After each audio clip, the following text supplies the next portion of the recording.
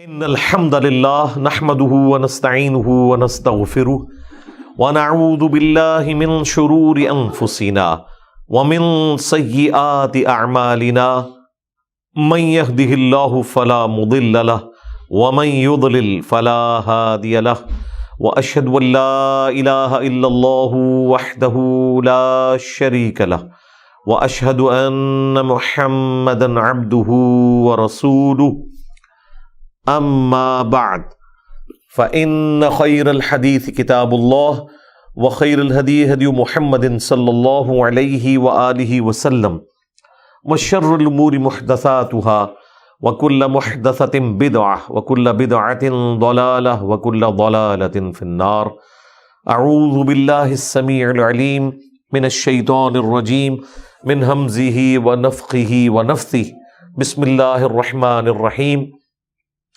رب اشرح لي صدري ويسر لي امري واحلل عقدة من لساني يفقهوا قولي. بسم الله الرحمن الرحيم. ان الله وملائكته يصلون على النبي يا ايها الذين آمنوا صلوا عليه وسلموا تسليما.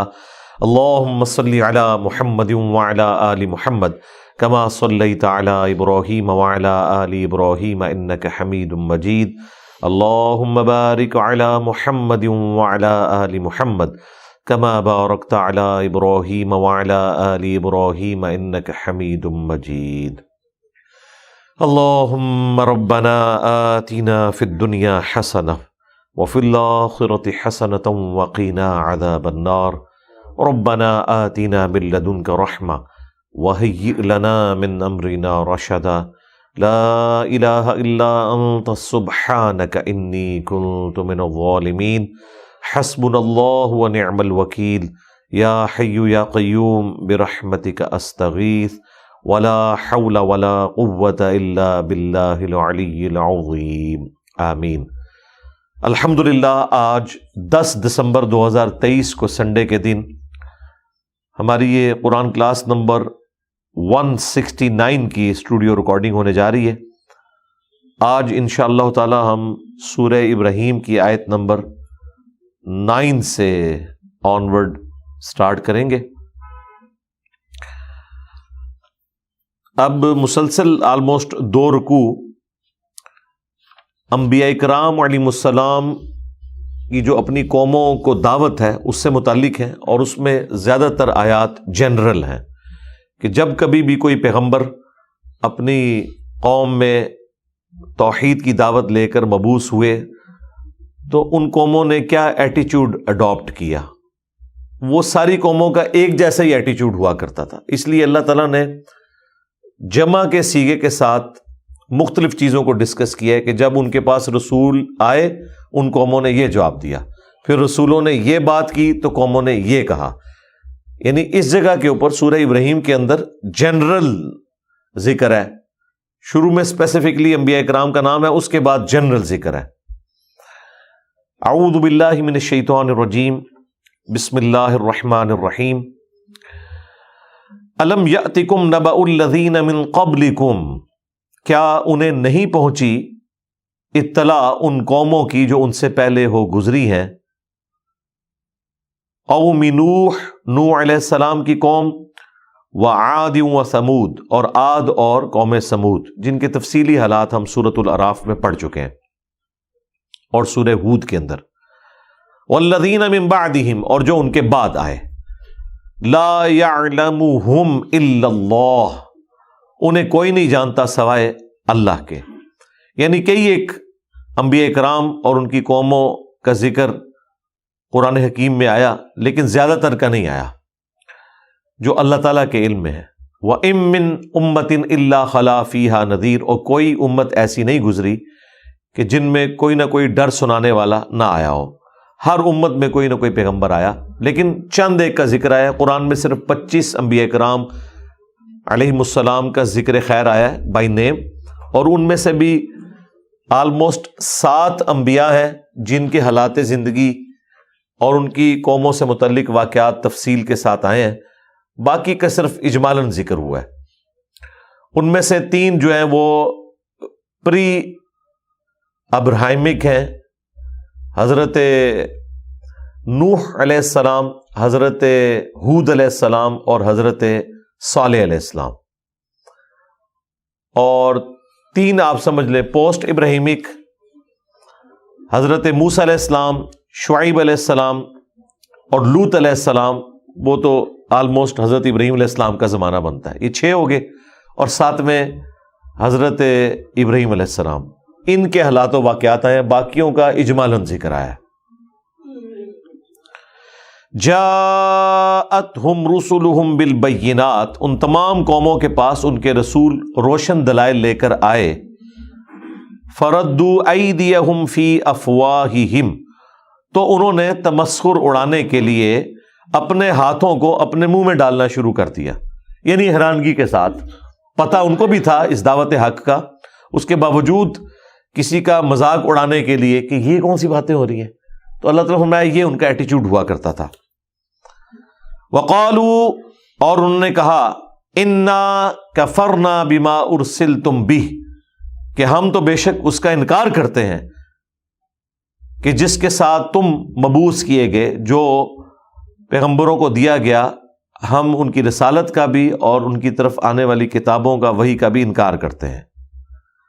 وَإِنَّا لَفِي شَكٍّ مِّمَّا تَدْعُونَنَا إِلَيْهِ مُرِيبٍ، اور بے شک جس دعوت کی طرف تم ہمیں بلا رہے ہو، ہم اس کے معاملے میں شک میں مبتلا ہیں، ہمیں کانفیڈنس نہیں ہے کہ تمہاری بات کے اندر کوئی وزن ہو۔ اچھا، اس طرح کا جملہ تو کوئی بھی بول دیتا ہے کہ جی کوئی بات میں وزن نہیں ہے، بھئی جو آپ بات کر رہے ہیں اس میں بھی کوئی وزن ہے یا نہیں، کسی کے بارے میں خام خواہ اس طرح کی سٹیٹمنٹ پاس کر دینا۔ تو انبیاء کرام علیہ السلام کے مخالفین جان بوجھ کے اس طرح کی حرکت کیا کرتے تھے۔ قالت رسلہم، تو اس کے جواب میں جو قوموں کے رسول ہیں وہ کہا کرتے تھے، افی اللہ شک فاطر السماوات والارض، کیا تم اس ہستی کے بارے میں، اس اللہ کے بارے میں شک کر رہے ہو کہ جو آسمانوں اور زمین کو پیدا فرمانے والا ہے؟ یدعوکم لیغفر لکم من ذنوبکم، جو بلاتا ہے تمہیں اس طرف کہ وہ بخش دے تمہیں اور تمہارے گناہوں کو بخش دے، وَيُؤَخِّرَكُمْ إِلَىٰ أَجَلٍ مُّسَمًّى، اور تمہیں ایک وقت مقرر کے لیے مہلت دے۔ قَالُوا إِنْ أَنْتُمْ إِلَّا بَشَرٌ مِثْلُنَا، اچھا یہ تمام انبیاء کے جواب میں ان کے مخالفین نے یہی بات کی کہ تم تو نہیں ہو مگر ہمارے ہی جیسے انسان۔ اب یہ آیات بیسیکلی یہ بتانے کے لیے تھی کہ اللہ تعالیٰ نے انسانوں میں ہی پیغمبروں کو مبعوث کیا، اور ان کے مخالفین بھی یہ سمجھتے تھے کہ یہ ہماری طرف جو مبعوث ہوئے یہ ہماری اسپیشی سے ہیں، یعنی انسان ہے، اس کے باوجود اس کو وہ عیب بنا کے پیش کرتے تھے کہ تم تو نہیں ہو مگر ہماری طرح انسان، یعنی پھر کیا ہو؟ تو نبی علیہ السلام کے کیس میں وہ باتیں سامنے آئی ہیں، انہوں نے کہا کہ آسمان سے فرشتے کیوں نہیں اس پیغمبر کے اوپر نازل ہوتے؟ پھر اللہ نے اس کا بھی جواب دیا سورہ بنی اسرائیل میں کہ اگر زمین پر فرشتے آباد ہوتے تو ہم فرشتوں میں پیغمبر بناتے، اب انسان آباد ہیں تو انسانوں میں پیغمبر آئیں گے۔ اور یہ یقینی بات تھی کہ اگر کوئی فرشتہ پیغمبر بن کے آتا نا، ان سب نے یہ کہنا تھا فرشتے ہمارے لیے کیسے آئیڈیل ہو سکتے ہیں، انہیں تو ان تکلیفوں سے گزرنا ہی نہیں پڑتا جن تکلیفوں سے ہمیں گزرنا پڑتا ہے، تو کوئی انسان ہی پیغمبر اللہ بنا کے بھیجتا۔ تو مسئلہ اپنی جگہ موجود تھا، یہ اعتراض اس کیس میں بھی ہونا تھا، لیکن اللہ تعالیٰ نے اس اعتراض کو ایڈریس کیا اور اس اعتراض کو لے لیا کہ ٹھیک ہے، تم ٹھیک کہہ رہے ہو کہ انسان ہی ہے، اس کے پیچھے ریزن یہ ہے کہ ہم نے انسانوں کے لیے آئیڈیل انسانوں کو ہی بنانا ہے۔ اچھا، اب ہمارے یہاں جو بریلوی مکتب کے لوگ ہیں، ہم بھی ان کا حصہ رہے کافی عرصہ، وہ ان آیات کو پیش کرتے ہیں، وہ کہتے ہیں یہ کافروں کی نشانی ہے نبی کو بشر کہنا، یعنی ان کو اس میں سے یہ نظر آیا۔ اب یہ بات تو درست ہے، جملہ بھی درست ہے، لیکن جو اس کو رخ دے رہے ہیں وہ درست نہیں ہے۔ جس طریقے سے خوارج نے حضرت علی کے مقابلے پہ جو جملہ بولا کہ حکم تو نہیں ہے مگر صرف اللہ کا، تو حضرت علی کہتے تھے کہ یہ جملہ تو تمہارا درست ہے لیکن اسے آؤٹ آف کانٹیکسٹ تم میرے اوپر فٹ کرنے کی کوشش کر رہے ہو۔ یہاں پہ بھی وہ اپنے عقیدے کی خرابی کو چھپانے کے لیے یہ کہتے ہیں کہ جی یہ تو کافروں کا شیوا تھا کہ وہ نبی کو بشر کہتے تھے. تو پھر ان سے پوچھیں کیا آپ نبی کو بشر نہیں مانتے؟ نہیں جی ہم تو مانتے ہیں لیکن وہ ہماری طرح نہیں ہے. اور بھئی یہ تو بات ہی نہیں ہو رہی کہ ہماری طرح ہے یا نہیں ہے. کون مرتبے میں انبیاء کرام کے برابر ہو سکتا ہے؟ لیکن اسپیشی میں وہ انسان ہی ہے. ان کو جب زخم لگتا تھا ان کا خون نکلتا تھا، جب انہیں دکھ پہنچتا تھا ان کے آنسو آتے تھے. جب فوت ہوئے ہیں تو ان کا جنازہ پڑھ کے ان کو دفنایا گیا ہے، ان کی قبریں. سارے انسانوں والے معاملات، ان کی بیویاں تھیں، بچے تھے، لیکن یہ اس کو عیب بنا کے پیش کرتے ہیں. وہ کہتے ہیں جی بشر مان لیا نا تو گویا کہ عیب ہے. نعوذ باللہ، عیب کہاں سے ہے؟ یہ تو ان کی خوبی ہے کہ وہ ہماری طرح اسپیشی کے طور پر انسان ہوتے ہوئے ان تمام حالات اور واقعات میں صبر کے ساتھ زندگی گزارتے رہے اور اللہ کو رسپانس کیا انہوں نے. ادروائز اگر ان کو تکلیف نہ پہنچتی، انہیں غم نہ اٹھانے پڑتے، وہ ہمارے آئیڈیل کیسے ہوتے؟ بخاری میں حدیث ہے، نبی علیہ السلام نے فرمایا تم میں سے 2 صحت مند مردوں کو جو تکلیف ہوتی ہے نا سر درد کی، مجھے اکیلے اتنی تکلیف ہوتی ہے جب آپ کو سر درد ہوا کرتا تھا، کیونکہ آپ کے لیے اجر بھی ایکسٹرا آرڈنری تھا. نبی علیہ السلام کی 2 بیٹیوں کو ایک دن میں طلاق ہوئی ہے. 3 جوان بیٹیاں شادی شدہ آپ کی زندگی میں فوت ہوئی ہیں، اپنے ہاتھوں سے دفنایا. اور چوتھی کے بارے میں بتا دیا کہ 6 مہینے بعد یہ بھی فوت ہو جائے گی. اور بیٹے جتنے پیدا ہوئے وہ بچپن ہی میں فوت ہو گئے. آپ ذرا اولاد کا غم ذرا دیکھیں. نبی علیہ السلام کے تو اولاد کا غم ہی جو ہے وہ آپ اس کو ہی نہیں کاؤنٹ کر سکتے. اور ایک بیٹی فاطمہ، اس کی اولاد کے ساتھ جو آگے ہونا ہے وہ بھی بتا دیا. پوری کی پوری زندگی غموں سے عبارت ہے. اس لیے امت کے لیے وہ آئیڈیل ہے. کوئی شخص دعویٰ کر سکتا ہے کہ جی میری تکلیف جو ہے نبی علیہ السلام سے بھی زیادہ ہے، یعنی جس کو آپ تکلیف کہتے ہیں وہ ساری تکلیفیں آپ نے کاٹی ہیں اور بلک میں کاٹی ہیں. دوسری طرف فقر کے اوپر آ جائے تو بخاری مسلم میں حدیث موجود ہے، اما عائشہ کہتی ہیں کہ بعض اوقات 1 مہینہ 2 مہینے بعض اوقات 3 چاند ہم دیکھ لیتے تھے کہ وہ چاند نکلا ہے نئے مہینے کا اور ختم ہو گیا، پھر اگلے مہینے کا، اور ہمارے گھر میں چولہا نہیں جلتا تھا، آگ پہ پکی ہوئی کوئی چیز اویلیبل نہیں ہوتی تھی. 2 کالی چیزوں پہ گزارا ہوتا تھا، کھجور اور پانی کے اوپر. فاقہ بھی دیکھا. اور اما عائشہ کے الفاظ ہیں سلام اللہ علیہ کہ وفات تک یہ حالت رہی ہے. تو فقر کی زندگی، یعنی انسان دنیا میں آسائش کے لیے یہ سب کچھ کرتا ہے، تو وہ تو پیغمبروں کو نصیب کوئی نہیں ہوئی ہے. تکلیف کی زندگی گزری ہے، دکھ الگ سے پہنچے ہیں. اور جو زندگی ہے وہ جنگوں سے عبارت ہے. 13 سالہ مکی دور تکلیف سے اور پھپتیاں کستے ہیں کفار، ساتھیوں کو تکلیفیں دیتے ہیں. نبی اسلام کے اوپر بھی اوجڑی رکھی جاتی ہے. آپ کو مکہ شریف میں پتھروں کے ذریعے لہو لہان کیا جاتا ہے، طائف میں بھی کیا جاتا ہے. اور مدینے کی زندگی جنگوں سے عبارت ہے. 2 ہجری میں بدر ہو رہی ہے، 3 میں احد، 5 میں خندق، 6 میں صلح حدیبیہ ہوئی، 7 میں غزوہ خیبر ہوئی، 8 میں پھر فتح مکہ، اور 8 ہی میں غزوہ حنین، اور 9 میں غزوہ تبوک. اور وہ جو جنگیں بھی ہیں وہ تکلیف سے عبارت ہے. اتنے لمبے لمبے سفر ہیں. کوئی آپ کو سکون کا نبی الاسلام کی زندگی میں نظر نہیں آئے گا. تکلیف سے عبارت ہے، فاقوں سے، بھوک سے، غم سے. تو یہ بات درست ہے کہ وہ انسان ہوا کرتے تھے، اسی لیے ہمارے لیے آئیڈیل ہے. یہ انسان ہونا کوئی گالی نہیں ہے. کافر اس سینس میں کہتے تھے کہ تمہیں ہم پر کوئی فضیلت حاصل نہیں ہے. فضیلت کا معیار کافروں نے یہ بنایا ہوا تھا کہ کوئی نورانی مخلوق ہونی چاہیے.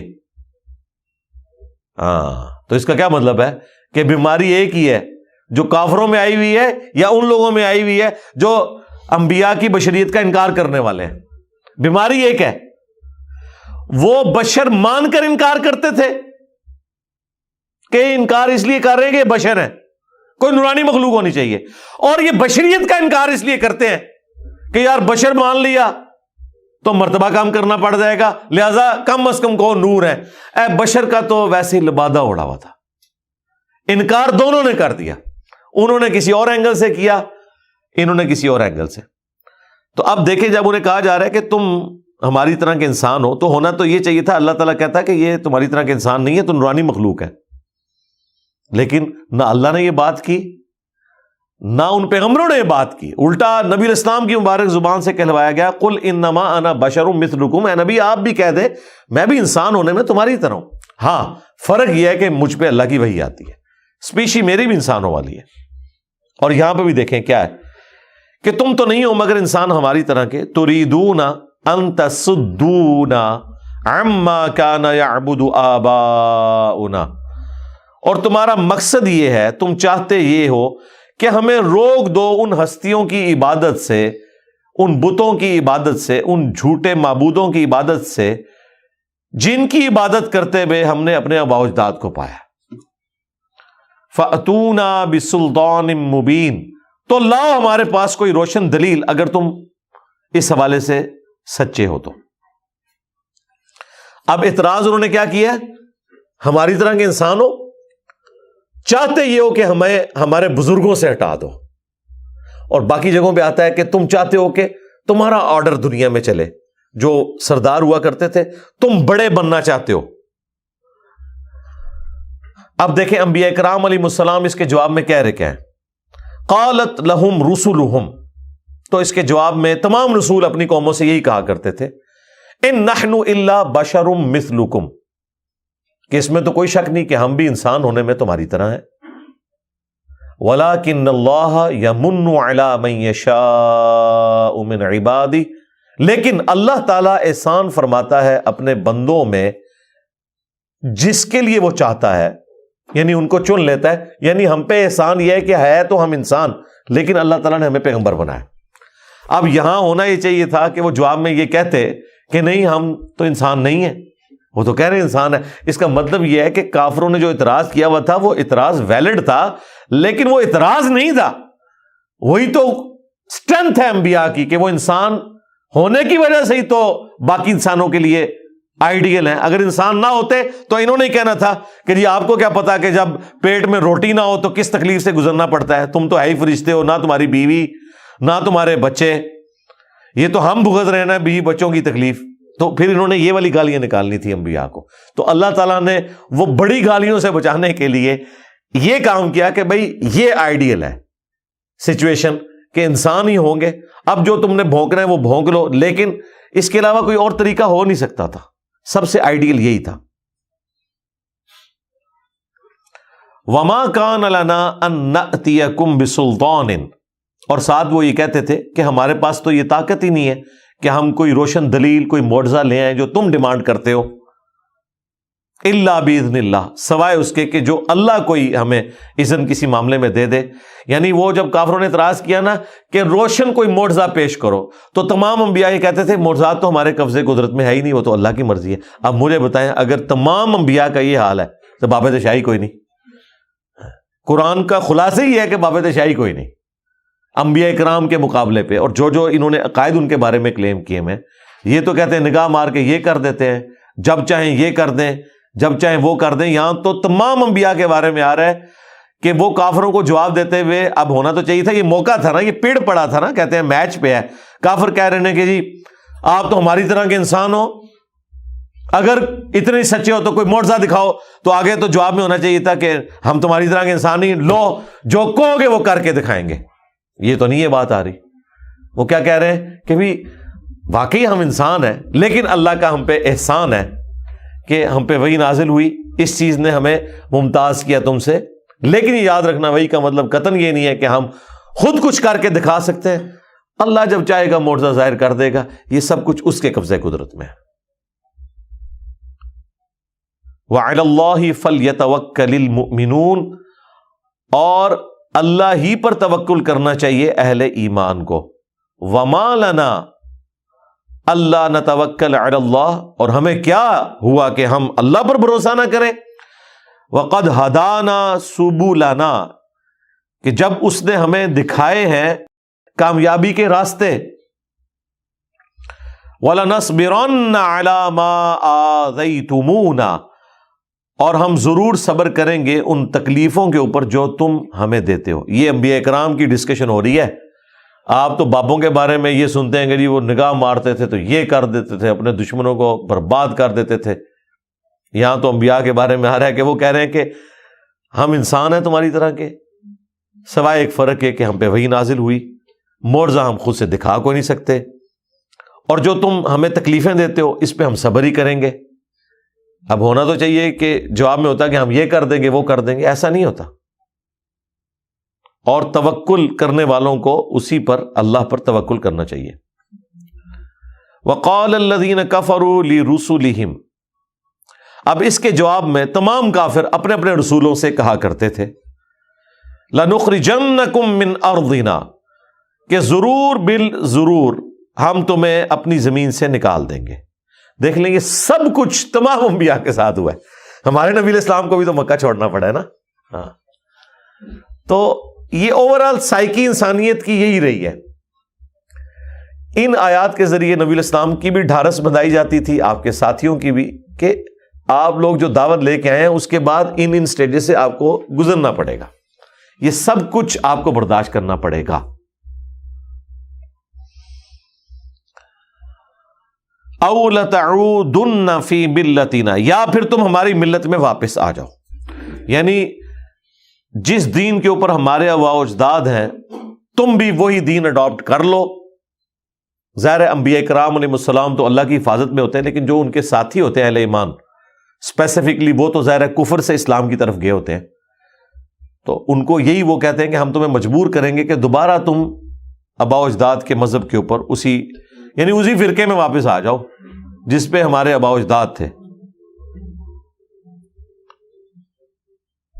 فَأَوْحَى إِلَيْهِمْ، تو پھر تمام انبیاء کے کیس میں ایسا ہی ہوتا تھا کہ ہم ان نبیوں کی طرف وحی کرتے تھے، ربہم، ان کے رب کی طرف سے، لَنُهْلِكَنَّ الظَّالِمِينَ، کہ ضرور جو ظالم ہیں آپ کے دشمن یہ ہلاک کر دیے جائیں گے، آپ نے اس حوالے سے کوئی ٹینشن نہیں لینی۔ وَلَنُسْكِنَنَّكُمُ الْأَرْضَ مِن بَعْدِهِمْ، اور ان کے مرنے کے بعد ہم ضرور تمہیں زمین میں سکونت دیں گے۔ یعنی فرعونی جب ڈبوئے گئے ہیں اس کے بعد بنی اسرائیل کے ہاتھ حکومت آ گئی ہے۔ اسی طریقے سے غزوہ بدر اور احد اور خندق کے اندر جب مشرکین عرب ڈبوئے گئے ہیں تو الٹیمیٹلی فتح مکہ کے ذریعے حکومت مسلمانوں کے پاس آئی ہے۔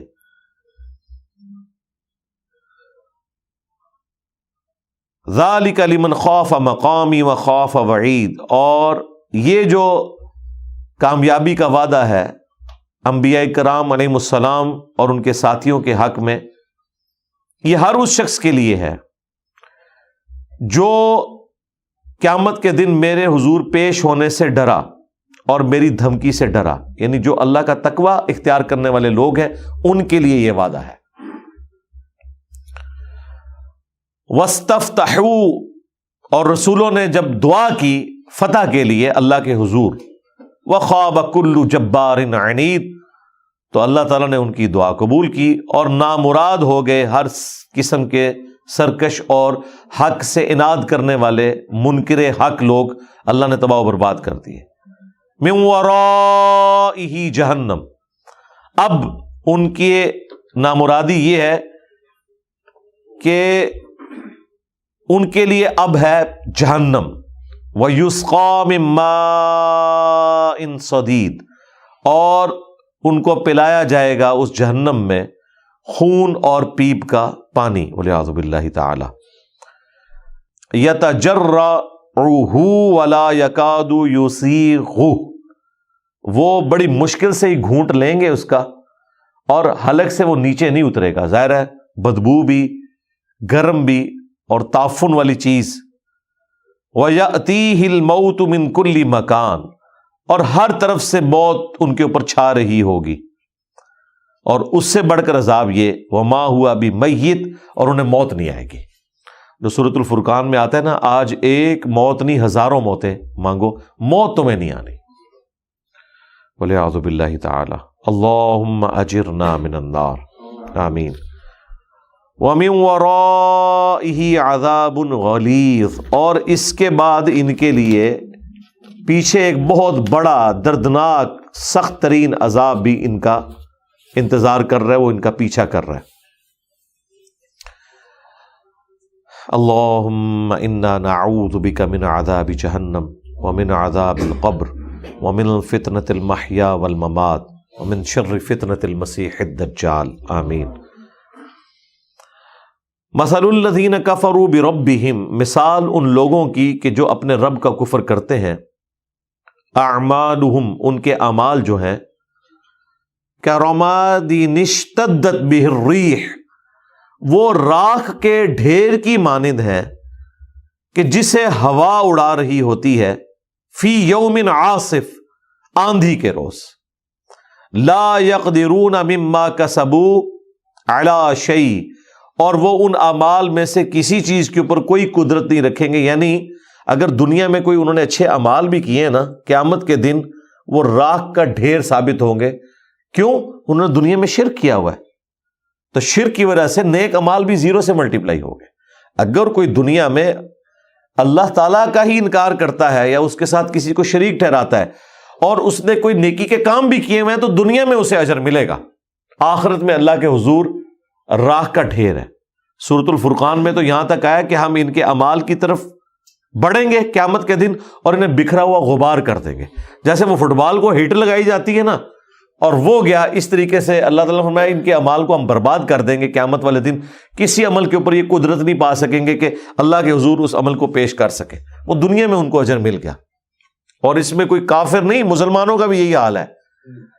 جو صحیح مسلم میں حدیث ہے، ریاکاری کرنے والے کے لیے ایک سخی کو، ایک شہید کو اور ایک قرآن کے عالم کو بلایا جائے گا، اللہ تعالیٰ تینوں کو اپنی نعمتیں گنوائے گا۔ اور صحیح مسلم کے الفاظ ہیں، اللہ تعالیٰ شہید سے پوچھے گا کہ بتا، میں نے تجھے اتنی اچھی صحت دی اور زندگی دی، تو نے میرے لیے دنیا میں کیا کیا؟ تو میرا خیال شہید سے زیادہ تو کوئی اکڑ کے بات ہی نہیں کر سکتا۔ وہ کہے گا یا اللہ جان تھی نا، دے دی۔ اللہ تعالیٰ فرمائے گا تو نے جان اس لیے دی کہ لوگ تجھے بہادر کہیں اور دنیا میں تجھے اجر مل چکا ہے۔ سخی کہے گا اے اللہ مجھے جہاں جہاں پتا چلا نا کہ تیری راہ میں خرچ کرنے سے تو خوش ہوتا ہے، میں نے کوئی جگہ نہیں چھوڑی مگر یہ کہ اس جگہ خرچ ضرور کیا۔ اللہ تعالیٰ فرمائے گا تو نے خرچ اس لیے کیا تاکہ لوگ تجھے سخی کہیں اور دنیا میں تجھے اس کا اجر مل چکا۔ یہ جو اللہ تعالیٰ ہمارا نا قیامت کے دن وہ اپنے کسی عمل کے اوپر قدرت نہیں پا سکیں گے۔ کافروں کے لیے تو ہے ہی ہے، ان مسلمانوں کے لیے بھی ہے جو ریاکار ہیں، دکھلاوے کے لیے کرتے ہیں۔ پھر اللہ تعالیٰ عالم دین کو اٹھائے گا، قرآن کے عالم کو، قاری کو، وہ کہے گا یا اللہ میرا تو اوڑھنا بچھونا ہی قرآن تھا۔ اللہ تعالیٰ فرمائے گا تو نے اس لیے سب کچھ کیا کہ لوگ تجھے قاری کہیں اور دنیا میں تیری تعریف بھی ہوتی تھی، ٹھیک ہے، تیرے نام کو دمے لگا کے اشتہاروں کے اوپر پرنٹ بھی کیا جاتا تھا، تو دنیا سے اجر لے چکا، اب میرے ہاں تیرے لیے کوئی اجر نہیں ہے۔ انہیں اوندا منہ کر کے جہنم میں پھینک دیا جائے گا۔ اچھا، اس صحیح مسلم کی حدیث سے ایک خطرناک رزلٹ نکلتا ہے کہ فرشتوں نے ان تینوں کو سخی، شہید اور قرآن کا عالم لکھا ہوا ہوگا۔ بظاہر وہ سب کچھ اللہ کے لیے کر رہے تھے، فرشتوں نے نوٹ بھی کر لیا، لیکن اللہ نے زیرو سے ملٹیپلائی کر دیا۔ اس کا مطلب ہے کہ اصل حساب و کتاب اللہ نے کرنا ہے۔ یہ جو ہمارے نامہ مال لکھے بھی جا رہے ہیں نا، یہ ایک جسٹ تسلی کے لیے کہ نامہ مال نوٹ ہو گئے، ورنہ تو قیامت الدین جب فرشتے پیش کرتے تو کہتے ہیں کہ یہ ریاکار ہے یا اللہ، تو اس لیے زیرو سے ملٹیپلائی ہو چکا ہے۔ نہیں، فرشتوں نے لکھا ہوا ہے، اللہ تعالیٰ نے اسے زیرو سے ملٹیپلائی کیا۔ تو الٹیمیٹلی انسان بظاہر فرشتوں کو بھی دھوکہ دے لے، اللہ کو دھوکہ نہیں دے سکتا۔ مسند احمد کے اندر حدیث موجود ہے، جس نے دکھلاوے کے لیے نماز پڑھی اس نے شرک کیا، جس نے دکھلاوے کے لیے روزہ رکھا اس نے شرک کیا، جس نے دکھلاوے کے لیے صدقہ کیا اس نے شرک کیا۔ مجھے بتائیں اس سے بڑی کیا نیکی ہو سکتی ہے؟ نماز، روزہ اور صدقہ۔ قرآن میں نماز کے بعد سب سے زیادہ جس چیز کے اوپر زور ہے وہ غریبوں کے اوپر صدقہ کرنا، انفاق فی سبیل اللہ، اور یہ شرک مان گیا۔ کیوں؟ غیر اللہ کی نیت ہوگی انہیں خوش کرنے کے لیے۔ اس لیے انسان کو اپنے اعمال کے اوپر غور و تفکر کرتے رہنا چاہیے، کہیں اس میں ریاکاری کی کوئی ملاوٹ تو شامل نہیں ہوگی، بار بار اپنے آپ کو دیکھنا چاہیے۔ بخاری اور مسلم میں موجود ہے 7 لوگوں کو اللہ کے عرش کا سایہ نصیب ہوگا جس دن کوئی اور سایہ نہیں ہوگا. ان میں سے ایک شخص وہ ہے کہ جس نے دائیں ہاتھ سے صدقہ کیا اور بائیں کو خبر نہیں ہوئی, چھپا کے کیا. ویسے اعلانیہ صدقہ کرنے کا بھی قرآن میں حکم ہے, لیکن وہ اس موقع کے اوپر جہاں اعلانیہ اپیل ہو تاکہ باقی لوگوں کے لیے ترغیب ہو. عام حالت میں یہ نہیں ہے کہ آپ نے اعلانیہ صدقہ کرنا ہے, عام حالت میں یہ ہے کہ آپ نے دائیں ہاتھ سے کرنا ہے, بائیں کو خبر نہ ہو.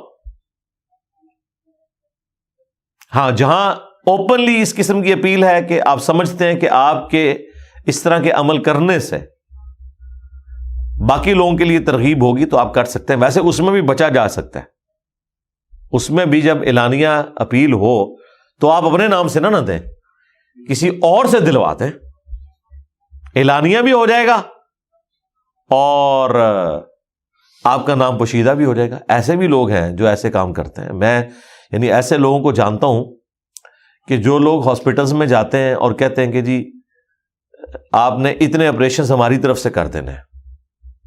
جو بندہ آپریشن کروا رہا ہوتا ہے نا, اسے نہیں پتا ہوتا کہ کس کے پیسوں سے اس کا آپریشن ہو رہا ہے, اور وہ شخص چاہتا بھی نہیں کہ میرے بارے میں کوئی خبر ہو کہ میں نے فلاں کا آپریشن کروایا, کہ ایسا نہ ہو کہ کہیں وہ بندہ آمنے سامنے آ جائے تو وہ کبھی اس طرح کا کوئی جذبہ پیدا ہو گیا اس کے اوپر احسان کیا ہوا ہے.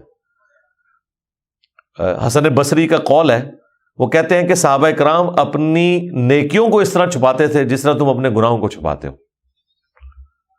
واقعی اگر کسی شخص کو یہ پتہ چل جائے نا کہ اس کی نیکی ضائع ہونے کا خدشہ ہے ریاکاری کی وجہ سے, تو وہ واقعی چھپانے کی کوشش کرے گا, وہ کبھی اپنی نیکی کو ظاہر نہیں کرے گا. لیکن اس میں یہ یاد رکھیے گا بعض اوقات شیطان جو ہے نا انسان کو دوسری طرف بھی لگا دیتا ہے. وہ یہ کہ میں داڑھی اس لیے نہیں رکھتا جی لوگ کہیں گے بڑا نیک ہے. اچھا جی مسجد میں نماز اس لیے نہیں پڑھتا, 5 وقت جاؤں گا تو لوگ کہیں گے بڑا نمازی ہے. اب یہ شیطان دوسری طرف سے حملہ کر رہا ہے. جہاں حکم آ جائے گا نا وہاں باقی سارے کے سارے معاملات اٹھ جائیں گے. مرد کے لیے حکم ہے کہ اس نے مسجد میں ہی نماز پڑھنی ہے, اعلانیہ ہی پڑھنی ہے, بھلے اسے لوگ نیکوکار کہیں. اگر وہ اس خدشے سے پیچھے رہ گیا تو شیطان نے دوسری طرف سے اس کے اوپر وار کر دیا. وہاں پہ سنت کی پرائورٹی ہے, نبی علیہ السلام کی تعلیمات کی پرائورٹی ہے. وہ تو بخاری مسلم حدیث ہے, اگر مجھے عورتوں اور بچوں کا خیال نہ ہو تو میں ان لوگوں کے گھروں کو آگ لگا دوں جو گھر میں نماز پڑھتے ہیں اور مسجد میں آ کے نماز نہیں پڑھتے. اللہ یہ کہ کسی کو جان کا خوف ہے, اسی طریقے سے بارش ہے, سخت سردیاں ہیں, نکلنے میں تردد ہے, وہ ایک الگ چیز. لیکن عمومی کوئی ایسا عمل نہیں بنا سکتا مرد کہ وہ گھر میں نماز پڑھے. اب یہ دیکھیں شیطان کس طریقے سے جی بس داڑھی اس لیے نہیں, لوگ پھر نیک کہنا شروع کر دیں گے. بھئی داڑھی نبی علیہ السلام نے بھی باہر ہی رکھی ہوئی ہے. کہتے ہیں جی وہ فلانے بزرگ دی, وہ ڈاکٹر اقبال کے بارے میں کہتے ہیں جی ان کی اندر داڑھی تھی. بھئی نبی علیہ السلام کی اندر داڑھی نہیں تھی, نہ آپ نے کسی کو کہا کہ داڑھی اندر رکھنی ہے, داڑھی باہر ہی رکھنی ہے. بھائی اللہ نے اسے باہر اگایا ہوا ہے. اب یہ کہنا کہ داڑھی والے یہ کر رہے ہیں وہ ان کا اپنا عمل ہے, وہ اللہ کے حضور پکڑے جائیں گے. لیکن اس کی وجہ سے آپ دین کو تو نہیں ٹیلر میڈ کر سکتے. آپ نے دین کے اوپر اسی طریقے سے اعلانیہ چلنا ہے. جو چیز چھپانے والی ہے وہ تو چھپائی جا سکتی ہے, جو اعلانیہ ہے وہ اعلانیہ ہے. اور اسلام کی کمیونٹی جو ہے وہ اسی طریقے سے ڈیولپ ہوتی ہے. حتیٰ کہ ایک صحابی نے تو بڑی عجیب بات حضور سے پوچھ لی, صحیح مسلم میں حدیث ہے. ایک صحابی نے عرض کیا کہ یا رسول اللہ بعض اوقات ہم کوئی نیکی کا کام کرتے ہیں اور ہماری بالکل نیت نہیں ہوتی کہ لوگ ہماری تعریف کریں, ہم اللہ کے لیے کر رہے ہوتے ہیں, لیکن پھر اچانک ایسی آزمائش آتی ہے کہ کوئی ہماری تعریف کر دیتا ہے اور وہ تعریف ہمیں اچھی بھی لگتی ہے. ظاہر تعریف کسے بری لگے گی, تو کیا یہ ریاکاری تو نہیں ہے؟ تو نبی علیہ السلام نے فرمایا یہ اللہ کا انعام ہے اپنے بندے کے لیے دنیا میں. اگر تمہاری نیت نہیں نا ریاکاری کی اور کسی نے آپ کی تعریف کر دی, پھر آپ کا کام ہے آپ لا حول ولا قوت الا باللہ پڑھیں. ٹھیک ہے, وما توفیقی الا باللہ, اللہ کی توفیق سے ہے سب کچھ. لیکن یہ جو تعریف ہو رہی ہوتی ہے یہ اللہ کی طرف سے انعام ہوتا ہے. لیکن دوسری طرف بخاری مسلم میں نبی علیہ السلام نے کسی کی اس طرح کی تعریف منہ پہ کرنے سے منع بھی فرمایا, سوائے اس کے کہ کہیں واقعی جینون کوئی ضرورت پڑ جائے. وہ نبی علیہ السلام بھی اپنے صحابہ کرام کی تعریف کر دیا کرتے تھے. کئی صحابہ کی آپ نے اعلانیہ تعریف کی ہے. امیر الامت کہا, صحیح بخاری میں آتا ہے ابو عبیدہ ابن جرح کو, تو اعلانیہ آپ نے کہا. اعلانیہ ایک مجلس میں 10 لوگوں کو جنت کی بشارت سنا دی ہے تو وہ اعلانیہ ہوا ہے. وہ کبھی کبھار اس طرح کے معاملات بھی ہو جاتے ہیں، لیکن جن کو جنت کی بشارت ملی ہوئی ہے انہوں نے اس کے بعد کوئی جنتیوں والے کام کرنے چھوڑ نہیں دیے. ویسے جسے ٹکٹ مل جائے تو اسے تو موجے مارنی چاہیے. حضرت عثمان کو تو حضور نے فرمایا کہ عثمان جنتی آج کے بعد جو مرضی کرے.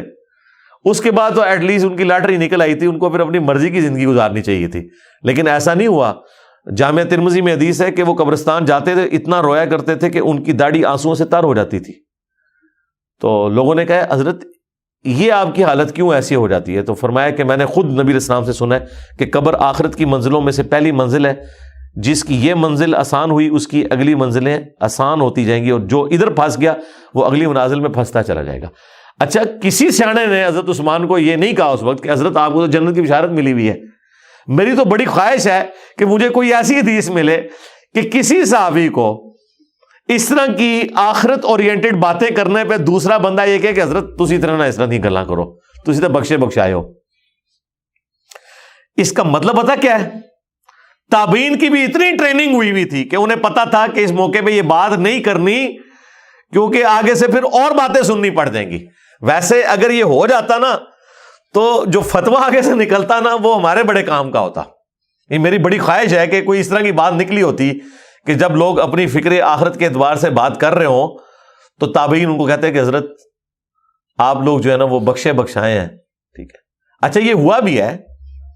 حضرت عمرو بن عاص کے کیس میں جو مسلم شریف میں 321 نمبر حدیث ہے، جب وہ موت کے وقت دیوار کی طرف منہ کر کے رو رہے ہوتے ہیں تو ان کا بیٹا کہتا ہے حضرت آپ تو نبی علیہ السلام کے بڑے قریبی تھے، آپ نے رومن امپائر کے خلاف جنگ یرموک لڑی ہوئی ہے اور اتنی فتوحات اللہ نے آپ کے ذریعے کی ہیں اور نبی علیہ السلام کا آپ کو قرب رہا ہے، تو آپ کے لیے تو یہ رونے کا موقع ہے. تو وہ تو انہوں نے پھر اپنی پوری زندگی بتائی کہ پہلے یہ تھا، پھر یہ ہوا، پھر یہ ہوا.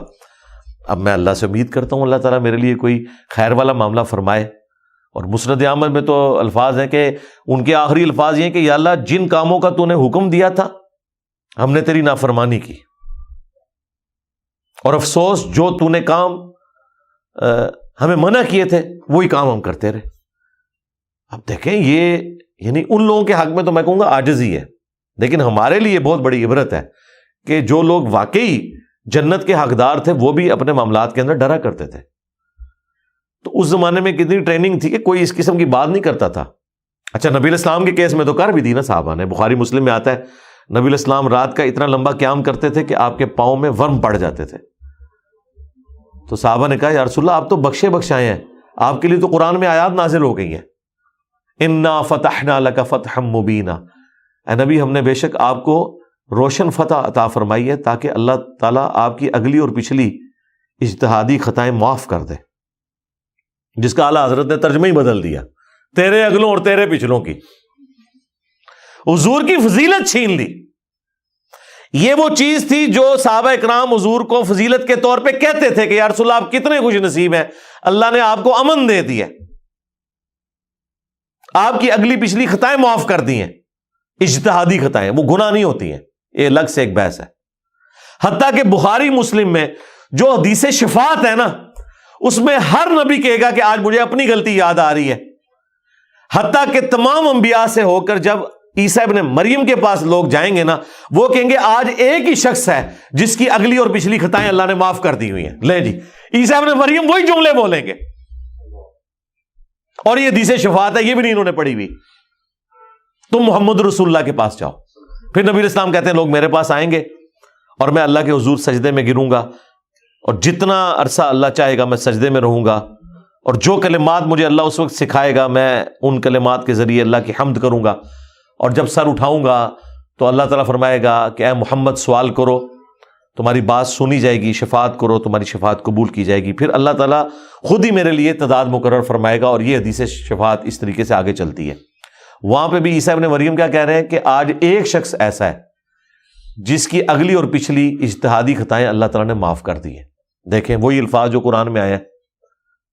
اب اعلیٰ حضرت نے ترجمہ کر دیا، اور ترجمہ کیا کیا، ترجمہ کر کے باقی سب کو کافر ڈکلیئر کر دیا، کیونکہ باقیوں نے تو ترجمہ وہی والا کیا ہوا تھا.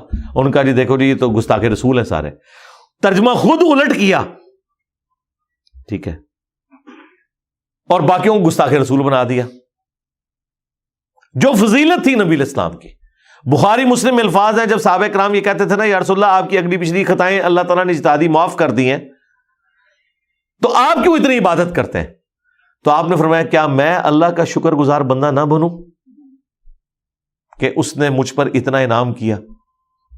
تو میرا اپنا خیال ہے کہ صحابہ کرام کو بھی اگر کوئی کہتا نا کہ آپ تو جنت کا ٹکٹ پا چکے ہیں رسول اللہ سے، تو آپ کیوں اتنی مشقت اٹھاتے ہیں؟ تو صحابہ کرام بھی وہی جواب دیتے ہیں جو نبی الاسلام نے دیا تھا کہ کیا ہم اللہ تعالیٰ کے شکر گزار بندے نہ بنے کہ جس نے ہمیں دنیا ہی میں اپنے محبوب صلی اللہ علیہ وآلہ وسلم کی مبارک زبان سے جنت کی بشارت دی ہے؟ تو یہی جواب انہوں نے دینا تھا. انہوں نے تو اپنے نبی کی پیروی کرنی تھی، انہوں نے پکڑ کے ترجمہ چینج کر دیا.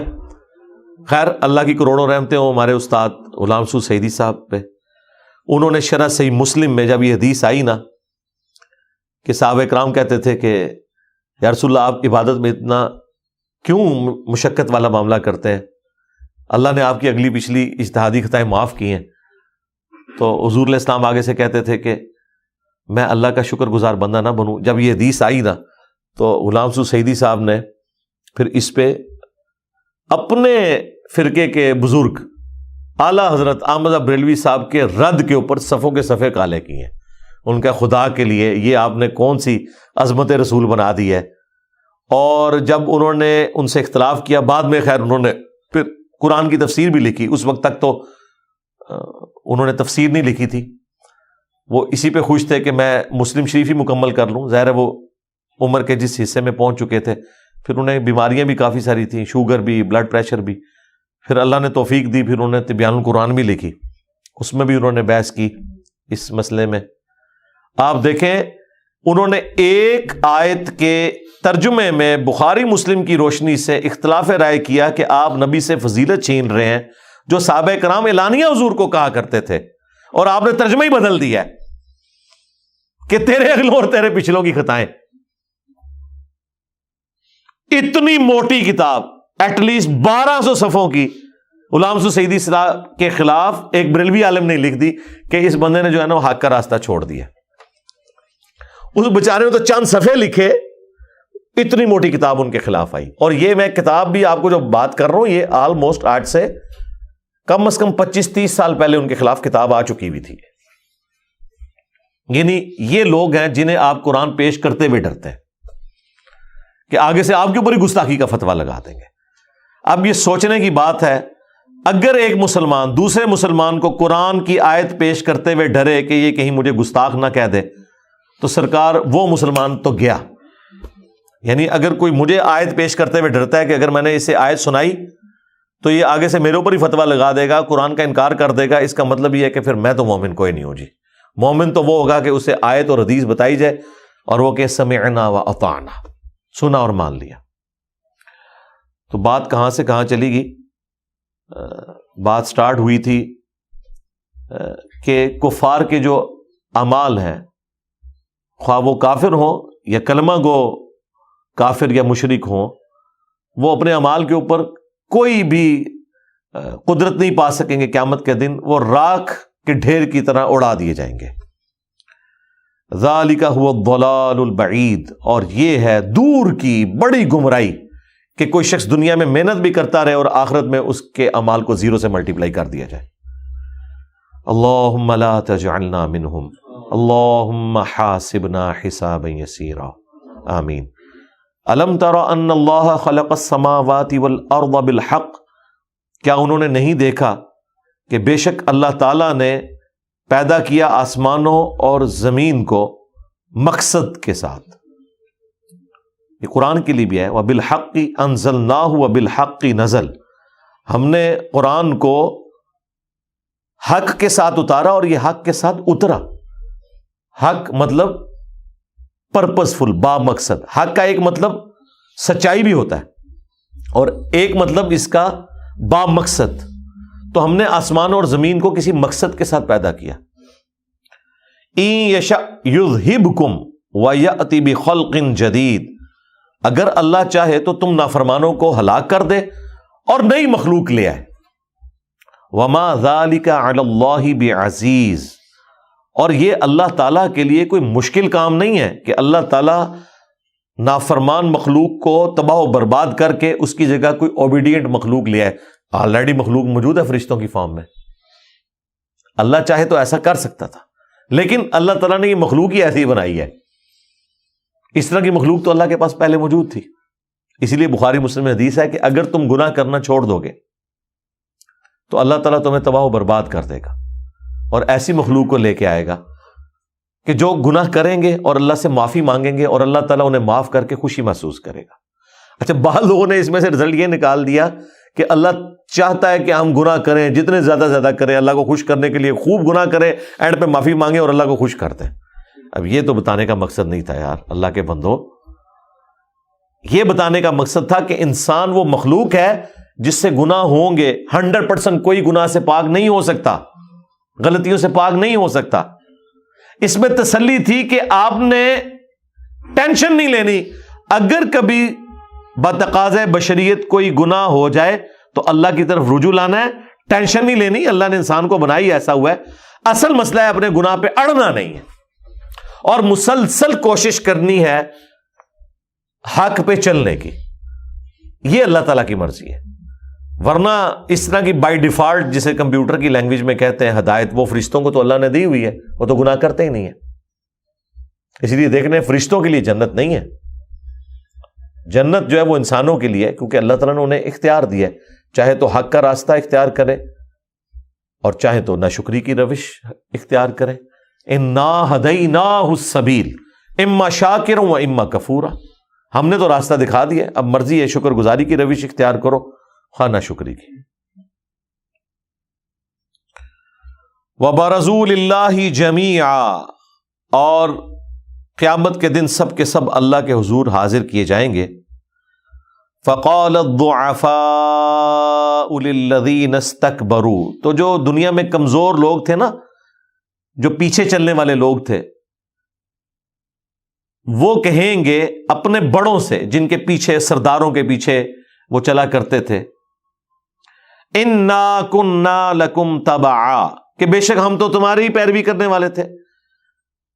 فَهَلْ أَنْتُمْ مُغْنُونَ عَنَّا مِنْ عَذَابِ اللَّهِ مِنْ عَذَابِ اللَّهِ مِنْ شَيْءٍ، تو کیا تم اللہ کے عذاب میں سے کچھ حصہ ہمارے لیے کم کر سکتے ہو؟ آج کے دن ہمیں بچا سکتے ہو؟ دیکھو دنیا میں تو تم تھانے کچہریوں میں ہمارے پیچھے ہماری ضمانتیں کراتے پھرتے تھے، کہیں پہ پیسہ لگا کے، کہیں پہ سفارش لگا کے دنیا میں ہماری مدد کرتے تھے، اور تمہارے پیچھے ہم نے اپنی آخرت بھی برباد کر لی۔ یہ وہ سردار ہیں جو وقت کے پیغمبروں کی دعوت کو چلنے نہیں دیتے تھے اور اپنے ماننے والوں کو کہتے تھے کہ بھائی یہ سب کچھ فراڈ ہے، نعوذ باللہ، تم ہمارے پیچھے چلو۔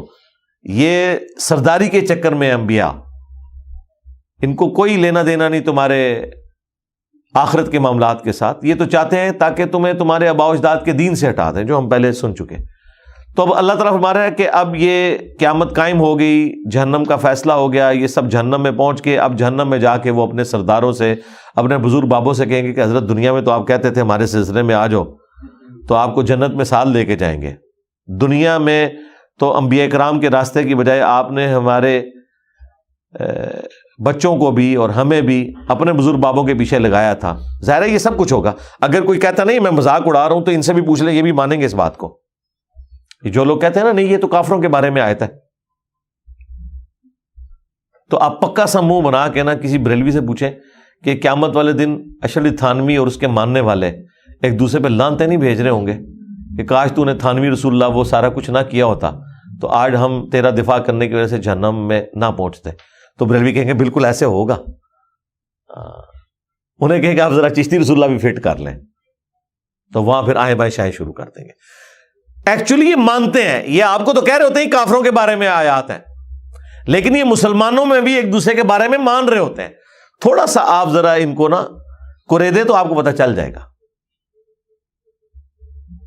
تو اللہ تعالیٰ فرما رہا ہے کہ وہ جب کہیں گے نا کہ آج کوئی ہمارے عذاب میں سے تھوڑا بہت کم کر دو، تو وہ آگے سے جواب دیں گے قالوا لو ہدانا اللہ لہدیناکم، اگر اللہ تعالیٰ ہمیں دنیا میں ہدایت دیتا نا تو ہم دنیا میں تمہاری رہنمائی کرتے.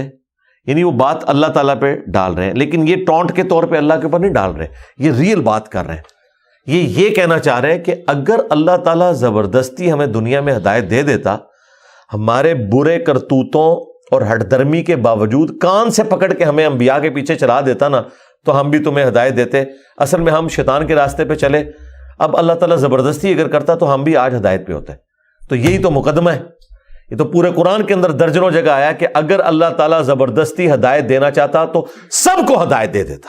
لیکن اللہ کے ہاں یہ بات طے پا چکی ہے کہ میں ضرور بھر دوں گا جہنم کو سرکش جنوں اور انسانوں سے. یہ تو اللہ تعالیٰ نے کرنا ہی نہیں ہے.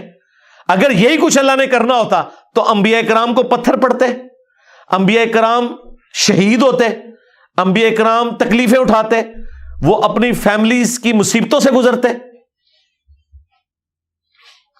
یہ تو آپ نے آخرت ارن کرنی ہے، کمانی ہے. یہ رسولوں کا مقدمہ، کتابوں کا مقدمہ اسی کے اوپر کھڑا ہوا ہے کہ اللہ نے زبردستی ہدایت نہیں دینی. والذین جاہدوا فینا لنہدینہم سبلنا، جو لوگ ہماری راہ میں کوشش کریں گے نا ان کے لیے ہم اپنی راہیں کھولیں گے. جو کوشش نہیں کرے گا وہ نبی کا چچا ہو کر بھی ابو لہب کفر کی موت مر جائے گا، اور جو کوشش کرے گا وہ اتنی دور سے سلمان فارسی اٹھ کے اتنے مذاہب کو بدلتا ہوا اینڈ پہ نبی الاسلام کا غلام بن جائے گا. یہ تو مسئلہ ہے کوشش کا، تو یہ ذہن میں رکھیے گا. لہٰذا اس طرح کی جتنی آیات قرآن میں آتی ہے نا، ان کو آپ نے اللہ کا کلپ نہیں کاٹنا. کلپ ویسے کاٹا جا سکتا ہے، اب یہ ایک آیت میں سے کلپ کٹتا ہے کہ ان بیچاروں کا تو قصور ہی نہیں. وہ تو اپنے ماننے والوں کو کہیں گے کہ دیکھو اگر اللہ ہمیں دنیا میں ہدایت دیتا نا تو ہم بھی تمہیں ہدایت دے دیتے. مراد یہ کہ سارا قصور اللہ کا نکال دیا. نہیں، ایسا نہیں ہے. اور نہ وہ نکال رہے ہیں اللہ کا قصور. وہ اصل میں یہ کہنا چاہ رہے ہیں کہ دنیا میں زبردستی اگر اللہ نے ہمیں ہدایت دے دی ہوتی نا، ہماری ہٹ درمی کو اگنور کیا ہوتا، گھول کے ہدایت ہمیں پلا دی ہوتی نا، تو ہم بھی تمہیں ہدایت دیتے. یہ مطلب ہے. یہ مطلب نہیں ہے کہ اللہ نے ہدایت نہیں دی. اللہ نے تو ہدایت دی تھی.